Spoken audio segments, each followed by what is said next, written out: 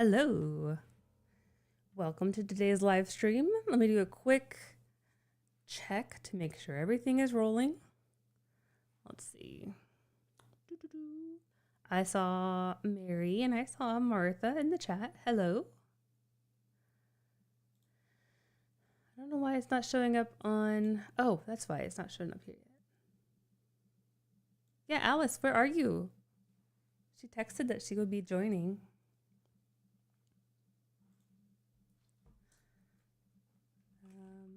Let's make sure this works.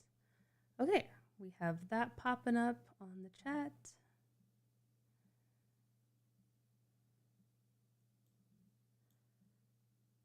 How's everybody doing? Let's see. So y'all are saying it is ping-ponging from cold to warm. So South Carolina and Arizona. Okay, yeah, that's, let's see. Y'all are across the country, huh?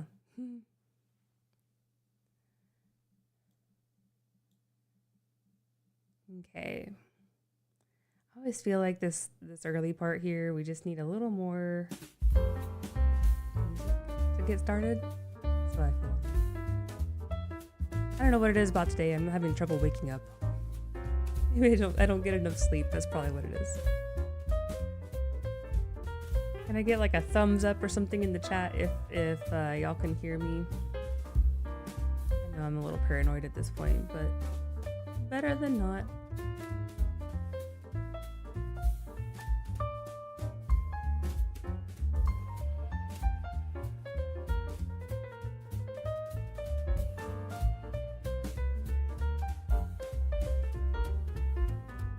Ah, yay, we got a thumbs up. Oh my goodness, Bill Clinton's in the chat, y'all. This is...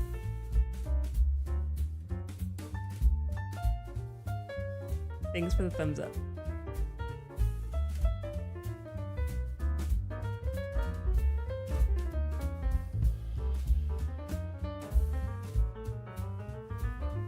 Refresh the little chat thing showing up on the screen. That's what it is, the little chat box. It's not showing up.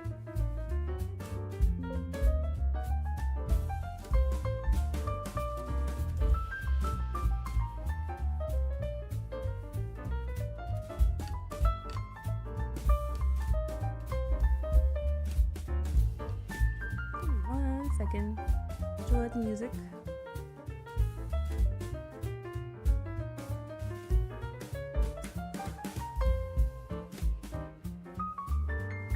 Me and the music. Good. Okay.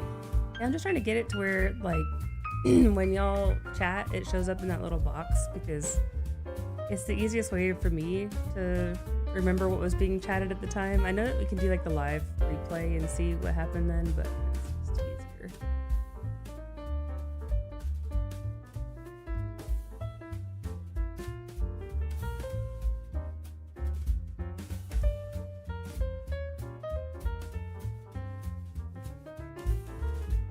Added. That should be good. Okay. Well, we'll just go along with it, and if we don't have a chat window there, then I'll just have things I can do to make up for it. So today's topic, if I put it in the thumbnail and the title, it's, you know, one that we don't necessarily always talk about, but it does come up quite a bit. So, oh, hello, Alice, you're here. And you just showed that my little chat box is working, so hooray. Something's working now. You know, every week I feel like I'm getting a little better about things working, so we're gonna run with that. That things are looking up. I'll stop looking over here at some point. I'll look at the actual camera at some point. I'll look at y'all. Yeah, so today's topic is going to be on how the, oh shoot. Okay, last interruption. I need to hit record. So I'm trying to make actual videos out of these. I know that this is actually a video also. That is how you are seeing this. But the standalone videos that are like edited and shorter and more curated, I'd like to turn more of these lives into that. I don't always have time. I am the person editing all the videos. Also, I guess it's my pastime, my little art hobby. I have had an editor in the past, however, it's kind of we're right in that border of where it doesn't really make sense to have an editor, but it does. But also, I just do the live streams and we can talk to you then. So, okay, that was the last sidetrack. So today's topic is on whether or not it's a good thing or a bad thing for leases to no longer be filed in full with the county. And what they're doing instead is filing memorandums of leases. And what is that? What does that mean? Is that good? Is it bad? There's pros and cons. Like, there's reasons that it's happening. There's reasons it hadn't happened in the past. What are they, and which direction? Should you have a preference as a mineral owner? Should you have a preference as a landman, even, or as an operator? What are we doing here, right? Alice, yes, my shoulder is moving. So last Friday, I this is just, I'm turning 40 in less than 20 days. And so I guess my body did for that. On Friday, I woke up and with the worst pain in my shoulder, and no amount of any Advil or anything, or heat or position or anything would make it better. And I actually ended up going to the doctor, getting a shot, and it started relaxing. It's much better now. So I actually worked out yesterday. It was fine. Took it easy, but yeah, my daughter's like, what's wrong with your shoulder? I was like, I'm just old. I think that's all it is. Maybe like starting to rebel. It's been rebelling for a while, let's be honest. But yes, my shoulder's moving. Quick update. Also, next week we'll be traveling, so I'll be in Dallas for a narrow national boarding. So I'm on the board this year. I think for the next years. So I could learn all what's involved in that. I'm really looking forward to getting more direct news from the people who are involved in relocating for the owners. I'm indirectly, I guess a lot of people are directly involved in, but even more so directly involved. So that'll be fun to let you know what comes back out of that. But I will be traveling on Tuesday, and I'm brave enough from a hotel Wi-Fi. So, up to the people who can do that. I am not trying that one. I struggle enough here with my Google Fiber stuff. So next week we'll do maybe a break from less. And so many of these, I'm just able of one up. So let's look at what a memorandum looks like, and we'll go over real quick the parts of what we're even talking about. What does it look like? What is actually filed? Where it's available? Okay. So this is an example memorandum of an oil and gas lease. This is like document. So this is filed with the county. You can go and look up page by page and book and find this exact paper. And nothing that I blurred out is private information. I just figured it's easier to not mess with, why am I looking at that particular lease or that type of stuff. So this is a memorandum of oil and gas lease. It is filed publicly, as I just said.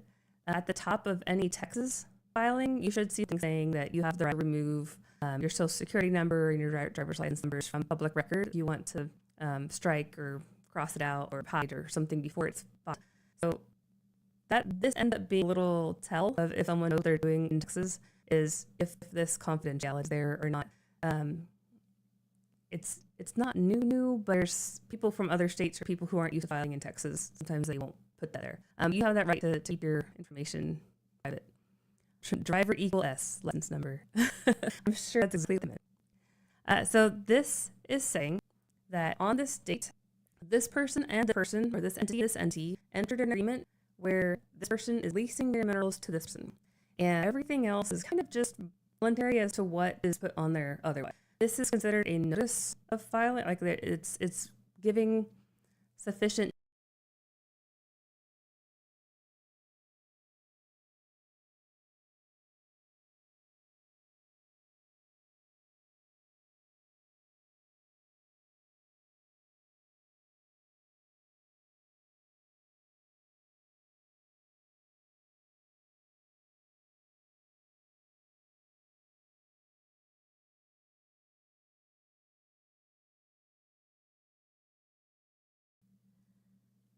Let's see, I'm getting a video resolution error.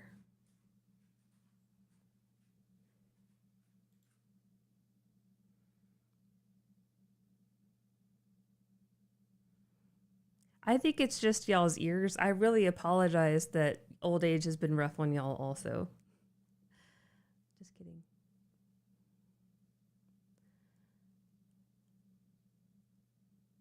Okay, I wonder how I can reset this.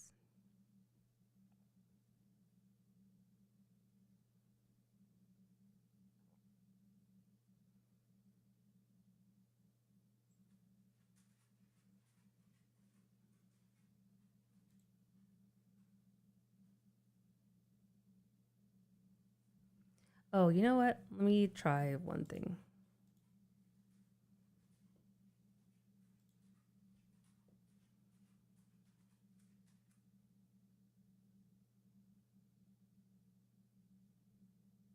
I think it's a memory issue. I think I needed to have more memory.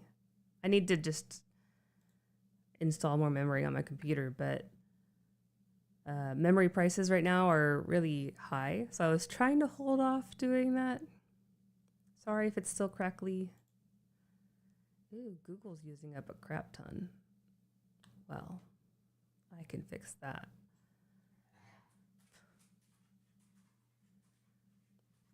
Crystal is here, by the way. She's just wandering around. Okay, I should have a little more memory now available. Let me see what else I can close. Oh, I have one more thing I can close. Here, I'll play some music for y'all while I'm... Although it's probably crackly music, I'm sorry.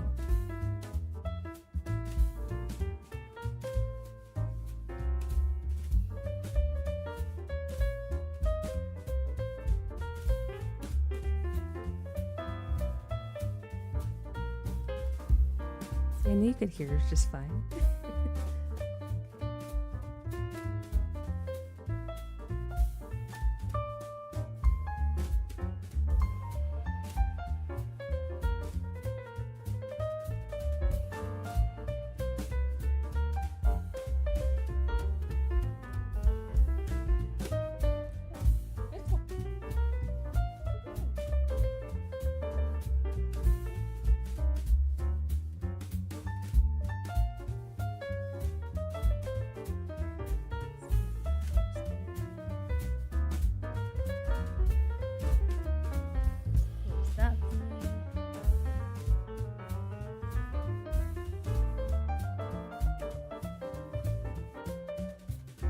Now you're being gaslit.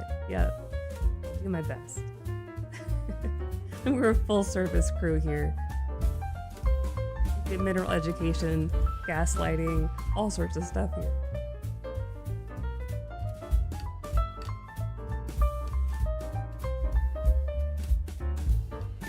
Okay, I did close some things on my computer. I think I might just have had too much open. That's a pretty common thing to do. Normally I do restart my computer before the live stream to stop this from happening. I thought I was in the clear, but I guess not. Okay, we're gonna assume that that fixed it.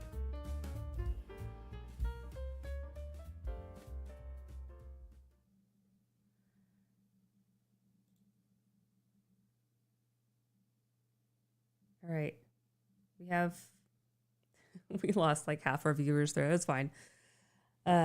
This is still being recorded, so if nothing else, you'll get a recording that shouldn't have crackling, ideally. Let me double check one more thing.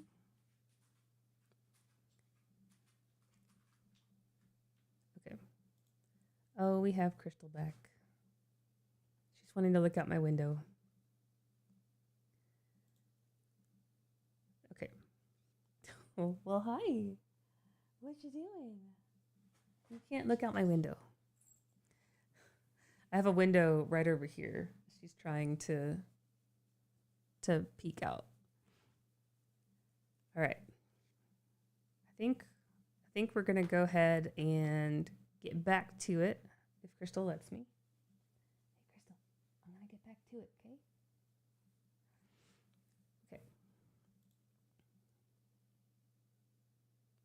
Okay, thanks for that brief intermission. So memorandum of lease, yeah. So this is really just giving they're giving the world notice that this contract exists because there is a potential for, well, okay. If you're in an area where there's like a high competition for leasing, it's first to file is usually the rule in most states, saying that the first one to put notice of this thing existing is the winner. And that first to file, usually they're talking about conveyances, but in this case, the lease does convey most states. Oh my goodness. I asked too much now, and now Crystal is,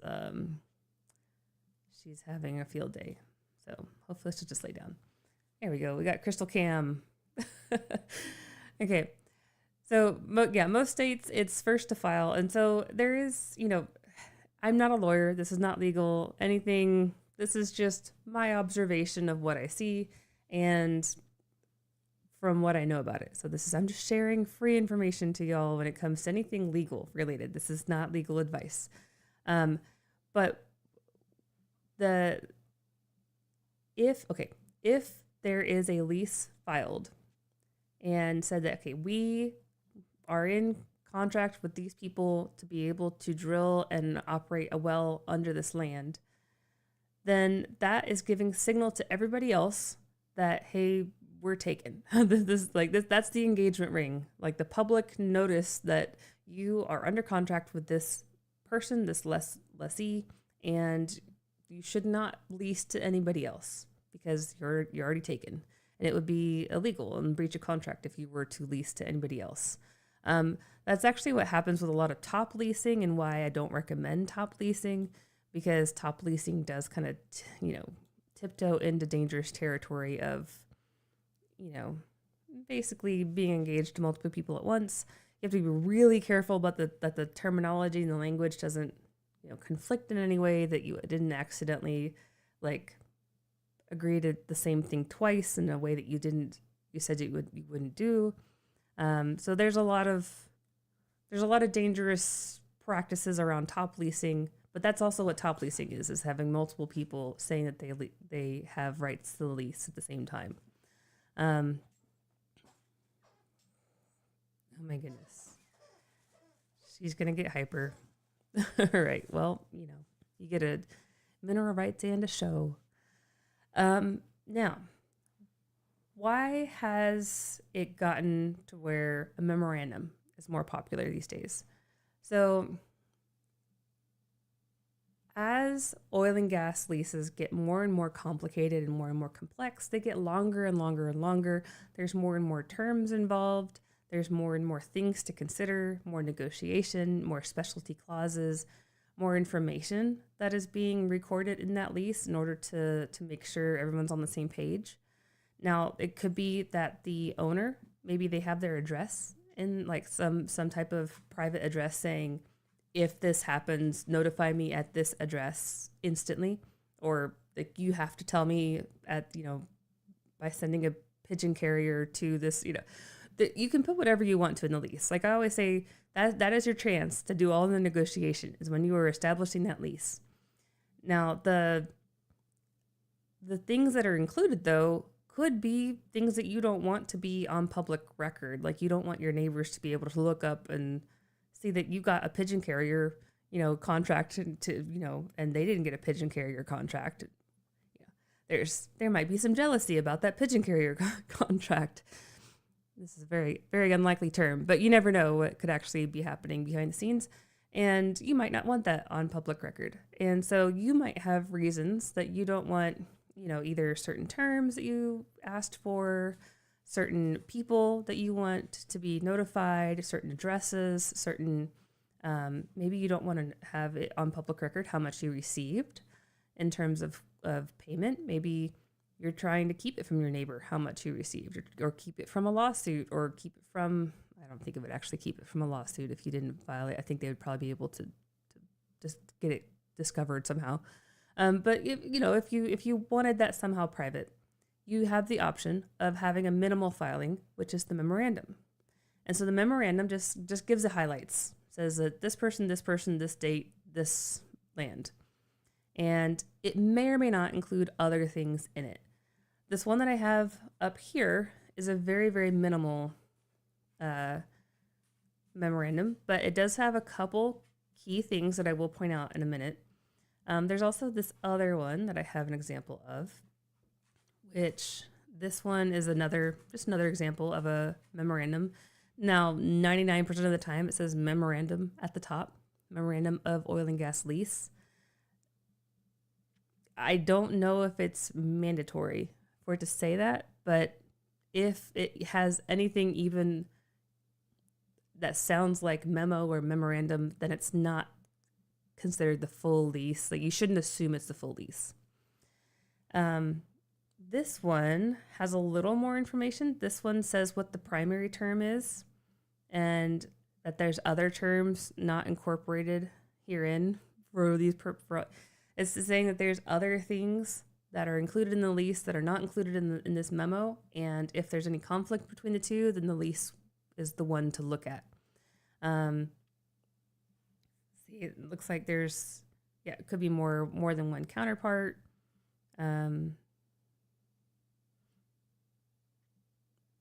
So there may be multiple memorandums that you combine together, but ultimately it's saying that the lease wins if there's any conflict between what's said in the memo versus the lease. And if there's certain terms or certain things that you do want public, that you do want to be acknowledged and easy to reference, then that is what you put in the memo. Normally I see things like the length of term that the lease is good for. And when I say length of term, I'm talking about that primary term that is so important. So say like I'm signing the lease here and they have until this date to do whatever they need to do to get it producing. And if it's not producing by this date, I get my lands back and I can lease to somebody else. That's generally what a primary term is saying, is you have this amount of time to do the things you need to do without paying additional royalties. But if you don't do it within that window of time, then I don't owe you anything. You just don't have rights to do anymore. That is your window of time. If they do end up drilling within that window of time, that's where the other lease terms come into play. And that's where the other lease terms that say how much needs to be producing, which wells are producing, what depths need to be producing, like what is actually considered producing or what's considered activity. Do you need to keep drilling wells, or is one well fine? That's where all the other clauses come into play and all the other terms come into play. But that first one, the primary term, is the most important, I would say. A lot of times I'll also see the royalty rate filed on the memo. Neither of these have the royalty rate on them. It just says this land, this date, these people. Doesn't say royalty rate for this second one, even though it does have the term. So it's not defining that this is a quarter, 12.5% or 1/8 or 3/16 lease. Doesn't go into any of that detail. You'd have no idea how much the person was getting paid, both from a royalty percentage standpoint, from a lease bonus standpoint, if they're being deducted post-production costs like transportation and gathering and marketing and those type of things. You have no idea. You don't know how deep the pipelines are supposed to be buried for the surface. If there's supposed to be a fence around the land or not. If they're supposed to lock the gates when they leave. There's no indication of any of that. So that is what we're talking about. And we've covered one reason why they might not be doing that, and that's privacy. So you have your privacy as a mineral owner, but you also have the privacy of the lessee, what terms that they're offering, what maybe they don't want to offer to build a swimming pool for every single mineral owner, or surface owner, but you're in particular, you negotiated the term in there, and that's okay. That's a silly one, but you know what I mean? Like there's certain terms that you might negotiate that they don't want to become common, but it's not make or break for anybody else, but it is for you. And so they included it in yours, but they don't want it to be like the new norm. Because a lot of times people don't really know what they're doing, so they'll go and find the latest lease that company agreed to, take it, copy paste it, put their name on it, put their stuff on it, and say, okay, well, I want that same stuff too. And that is it's a way to save money, I guess, but then you have no idea what those terms are actually saying, and if they're even good terms to begin with. Always consult with a lawyer if you're able to, like a lawyer of the state that you are leasing in, that is familiar with all the latest and greatest terms and language. But I do see it quite often where people don't do that and they just take whatever they can find and say, well, I want this clause in there too, and I want this sounds good, and or this, my cousin had this lease, I want the same lease. Okay, so we have privacy, we have confidentiality.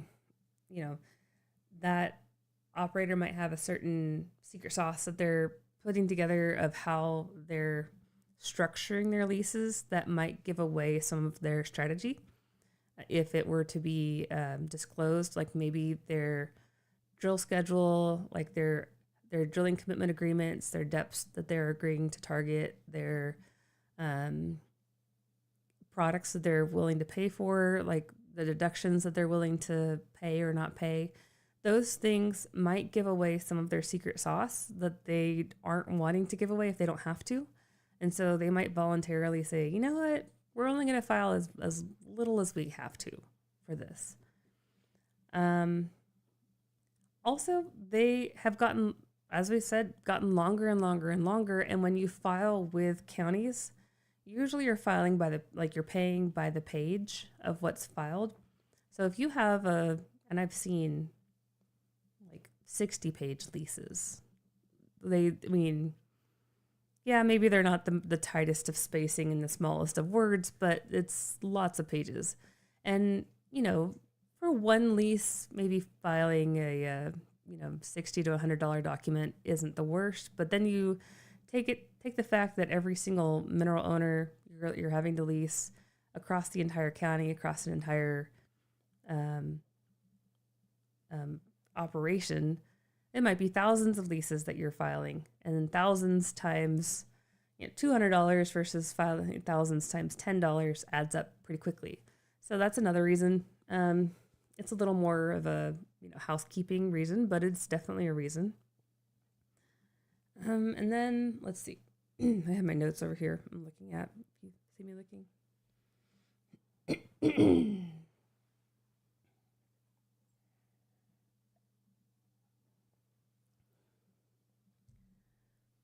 Let's see. What's another good reason that they've been doing that?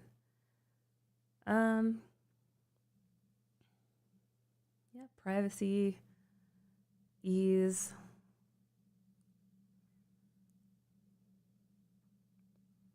Oh, my computer's thinking again. You can do it, computer. You can do it. Oh, Crystal's laying now by my feet. She's down here. I don't know if the camera will make it all the way to her, but you can get Crystal body. Okay.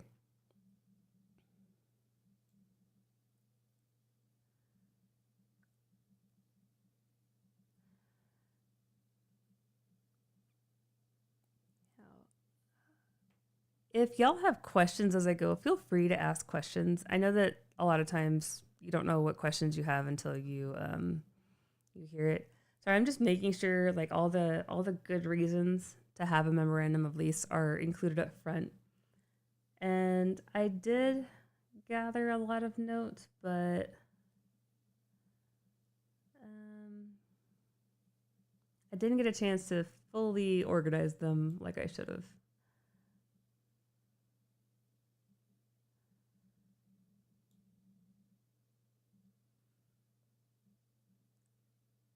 Okay. Yeah, okay. So those are reasons that they have been doing them. We'll call that all the main reasons. And then if I think of any others while I'm editing, I'll add those in. Now, the reasons why you might not want that, though, and this is the main topic this is why we're talking about this today, is that there's a lot of reasons that the oil companies might be pushing towards a memorandum. There might be even some reasons you might be pushing towards a memorandum. But just, I want you to be aware of what can happen if only memorandums are ever filed and why this is actually becoming a problem. When you have a document that is governing a contract that's governing a relationship, and it's something that's supposed to survive 10, 20, 30, 100 years, and it's not available somewhere, it's very difficult to maintain. Now, the responsibility of maintaining it, that's a different discussion. However, think about the people who are signing these contracts. A lot of times it's the last person alive who owns the minerals. And it's the eldest most in that family who, before it passes on to the next generation, they're the ones holding it. And so you have these situations where, Grandma Jean will sign a lease.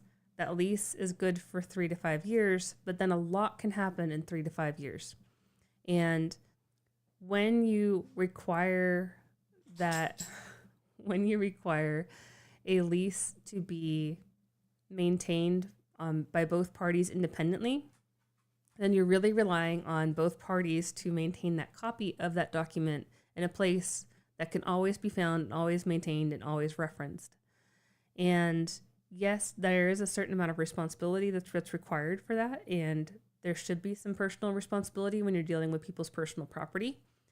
However, it's not quite the same when you're dealing with 93-year-old grandma versus oil and gas company that has a filing digital library with a person whose full-time job is to manage those documents. Like, it's not quite the same levels of capability on both sides. So there's a lot of benefit to having very important documents like this in public record that can be traceable, findable, searchable through next generations. It's stored in a safe place. So that's one reason. The other reason is that the people who are subject to that lease, and as we just went over, Grandma Jean might pass away before the lease is even drilled. And then it might be handed down to her 15 grandchildren or 15 kids, and then their 15 grandchildren. And now you have every single one of those people being subject to that lease, but they may or may not have access to it. So best case scenario is she has a digital filing cabinet, she has a copy of that lease, and then that copy makes it to all of the people who are then subject to that. Like all the people who they're getting paid based on what that lease says. Worst case scenario, though, is you barely even know that lease exists. You maybe can find a memorandum, and you're trying to figure out 30 years later, like, should you be paying post-production costs or not? Like, hey, there's a marketing charge on my statement. I don't remember ever having to pay that before, but I have no way of showing if I do or do not have to pay that because I don't have access to the lease. And the oil and gas companies don't have to provide that copy to you. Like, they aren't required to keep up with your documents for you. Sometimes they will. Like, sometimes they will send you a lease copy. It's nice of them if they do. I just want you to know, if you do get a copy of a lease from an operator, that is a gift they're giving you. That is something that they don't have to do, unless in the memorandum it says that they have to do that. And that's one thing I did want to point out, is that let's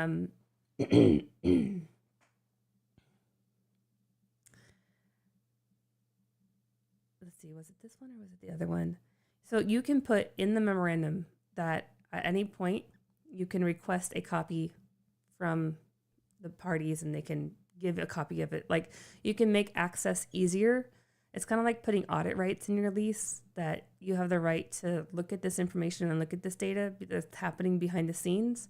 But if you don't put that in there, the default is not that you get access to it. The default is that you don't have access to it. So providing more transparency and clarity is very important in order to cover those bases of what happens in the future if we can't find where grandma put the copy of the lease. The other issue is that it might not even be a matter of the documents not making its way down the chain. It could just be that you have someone who back in 1920 got a non-participating royalty interest carved off for them, and that means that they are not involved in leasing, but they get paid royalties if there's production. And so then you have two different chains of, the bloodline, I guess you could think of it, or if they sold to somebody else, two completely different people on different parts of the country might be working down, like figuring out how much royalties you should be getting. This person negotiated the lease and has access to it. This person only just gets paid whatever that person negotiated for them. And then suddenly you have this contract that you're being held to and saying, well, you do or do not get this much because of what this contract says. However, you don't have access to that contract. And then you have this weird situation where it's like, well, how can I prove that you're even doing this correctly when I don't have access to this contract? You don't have to provide me access to that contract. No one has to provide me access to that contract. And yet it's controlling how much royalties I get and how much payment I get from my own land. And that is why it's a hot button topic right now, because memorandums have become more and more common. Leases have become more and more complex. And the amount of mineral owners have become more and more fractionalized. So you have more and more people being affected by not having access to the lease. And Texas is the first one I know that's trying to make actual legislative rules around that, saying that you have to provide copies of the document to anyone that is subject to that document. I think that is all still in the works, and it's one of the narrow initiatives. So the National Association of Royalty Owners, they do advocate for royalty owners, and that is one of the topics on their list to advocate for, especially in Texas. Other states also have unique things that they're also working on.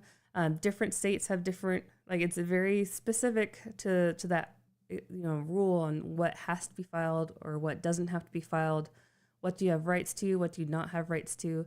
And it's good to know what the exact rules are for the state where your minerals are, if you're operating in any other state than Texas. I cover Texas because it is a bulk of the work that we end up getting because it has a bulk of the land that's minerals. But, a lot of other states are very similar. A lot of other states took either already had law established that is very similar, or it's ended up becoming more norm to go a certain way. And so case law has eventually established things a certain way. So that, let's see, there's a couple other,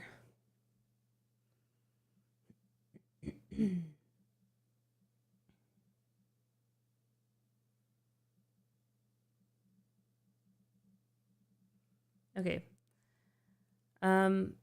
Another issue with memorandums, just to fully cover the topic, is that sometimes they can be filed early ahead of the actual, the lease itself is the thing that matters. And so that's the thing that you might be controlling public execution of the most before you get payment, navigating that payment. But if you sign the memorandum, that can be filed independently of that lease being established. And so you're really trusting, you need to maintain both documents in the same, hold it tight the same way, or else one might be filed ahead of the other and then you lose some negotiation. But that's, compared to the other issues, it's a little more minor. It does have the issue of now you also have two documents. What happens if they make a mistake in one and not the other? What if they describe the lands wrong in one, but it's not quite the same as what the official lease describes the land as? It just provides another opportunity for things to get out of sync. And so if you, at a bare minimum, at least have text on the memorandum saying that the lease is the thing that matters the most, if there's any conflict between the two, so that, and then know when you're signing it which one you need to be paying the most attention to. But both can cause confusion if there's differences between them.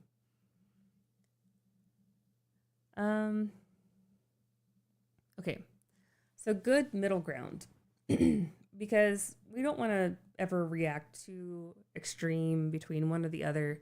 We want to give opportunity for efficiencies and give opportunities for privacy where it's needed. However, we also need these to be able to be maintained over time. And I'll switch to this, since we're not really having much on the screen right now. But what's a good middle ground? So when you're negotiating, obviously if you have something that you want to keep private, a good middle ground would be to take those out of the memorandum. And maybe you do want to have a memorandum. But maybe the middle ground is that you publish more things, like the terms that you are most keen on maintaining in the future.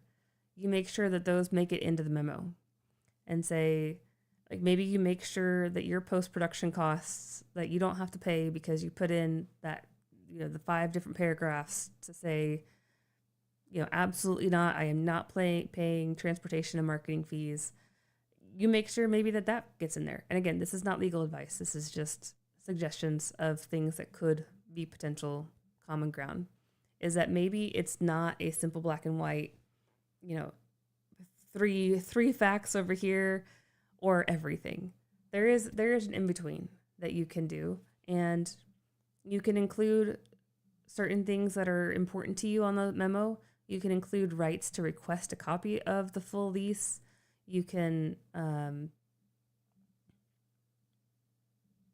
there's different provisions that you can put in there to make it to where it's longer term, more maintainable.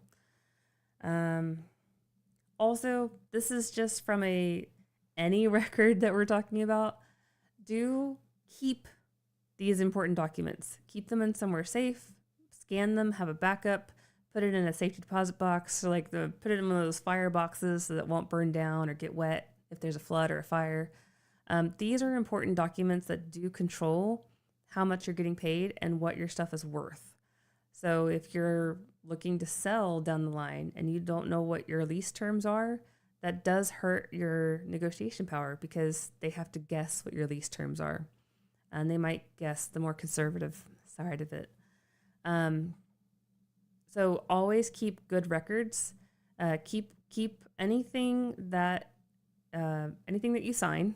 First of all, I would even err towards keeping any correspondence from the operators, saying any notices, anything filed with the county. Have your own copy of. Have it on record. Try to have it in order so you can say this happened here, then this happened here, then this happened here, and then if you have you have 12 different sections across a county that one lease applies to all 12 sections. Just make a folder and put a copy of that lease in each section. That way, if that one section gets sold or handed off to a cousin, that copy of it can go with it, so that it doesn't get separated from the main bulk. Because you can sell portions of leases, and that's another part of the problem. I guess I should point out, if you do have any questions, go ahead and put them in the chat. We are taking open questions today. I've just been doing this presentation here on where if I have a hot topic that I've been wanting to share more on, I'll do that first. And then if anyone has questions, they have a chance to ask. And if they don't, y'all just get to hear me do my little TED Talk during the day and, talk about, how my technology always seems to mess up. But, okay, what else? Let's see. Yeah, there's,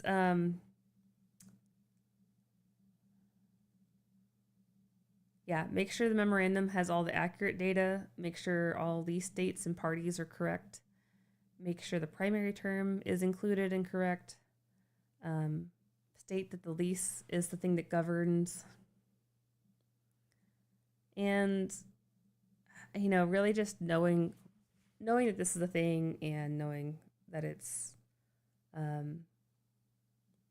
it can become a problem. It's not something that you would need, when I first saw memorandums in the county records, I didn't think of how that could be a problem, other than the fact that it didn't give me the information I was looking for. I was looking to see what the royalty rate was for an owner, and I'm like, darn, that doesn't tell me. And you'd have to, you'd have to back into it, assume what the royalty rate was, or beg and plead the operator. So I knew that it didn't give me the information I needed, but it really does affect generations down the road, different types of ownership, your ability to even audit what's going on at all. Yeah, let's see. Does anyone, let's see, Mary and Martha, y'all have leases filed, right? Y'all's aren't memos in West Virginia, right? I'm pretty sure y'all have the regular ones. Oh, and also, Martha, I got your email, and don't worry about it. When you send a information to us, an inquiry to us, we have a form that has all of the questions that we might ask about your minerals, and that's just so that we can scope your problem and the solution appropriately. Nothing actually starts charging. The bills don't start adding up until we, agree to something in writing and you say go.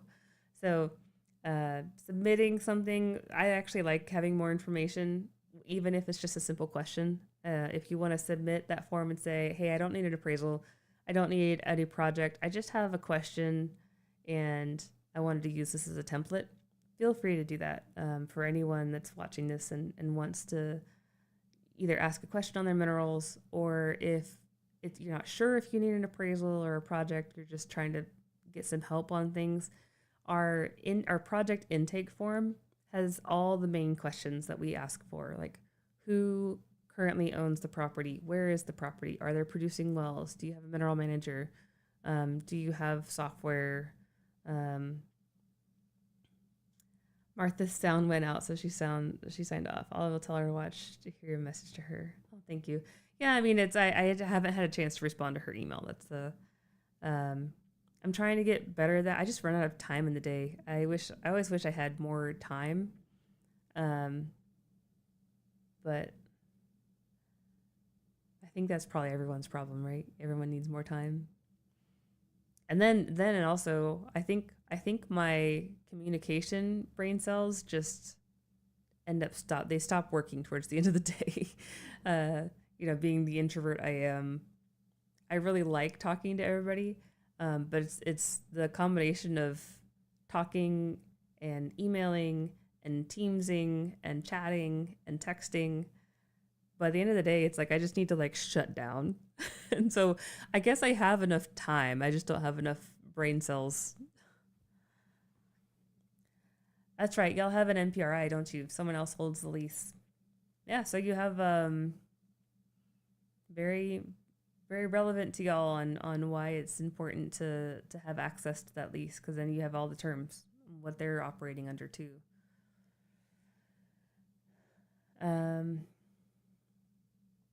Okay, well, I'm going to go ahead and call it early then, I guess, today then. Okay, next week, again, we are taking a pause from lives while I'm traveling. And then the week after, the game plan is to hit lithium, but it might, doing a lithium special the week after I get back. What's that?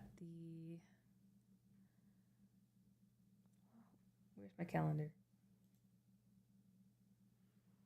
Okay, so the week after, the 24th, the plan is to do some type of lithium special coverage on that day.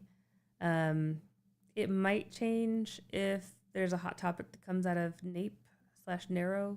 So NAPE is the big, all of the industry descends upon Houston conference.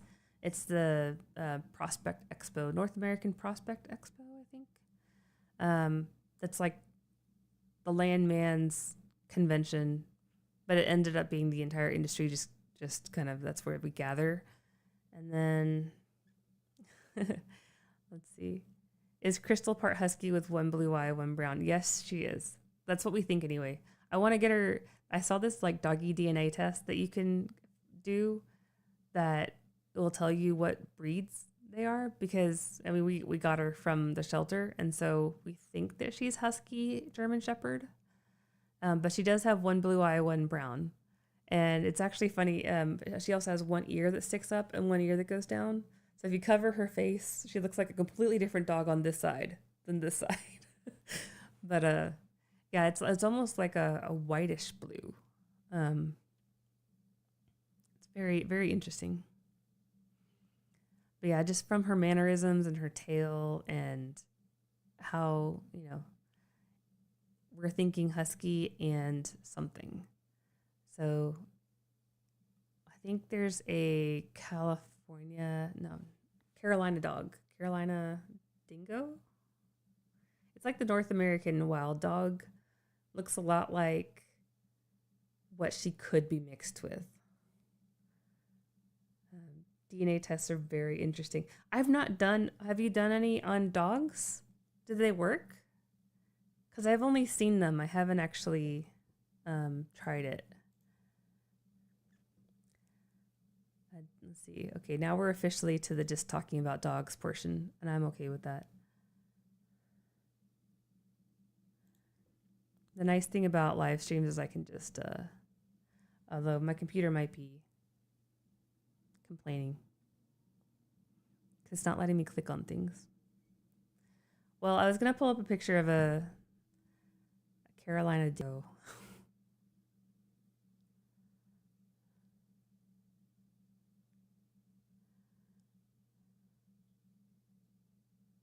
Wisdom panel.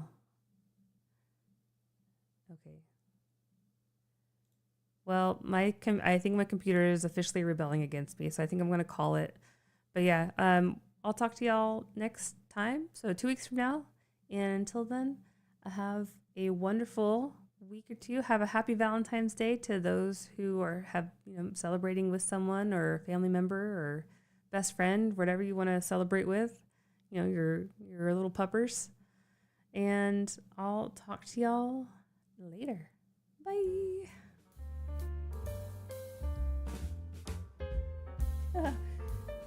There's no puppy.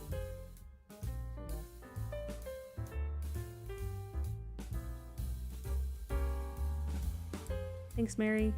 Good to have you on today, as always.